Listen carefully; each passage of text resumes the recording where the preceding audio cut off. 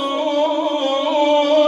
إن تتبعون إلا الظن وإن أنتم إلا تخرصون قل فلله الحجة البالغة فلو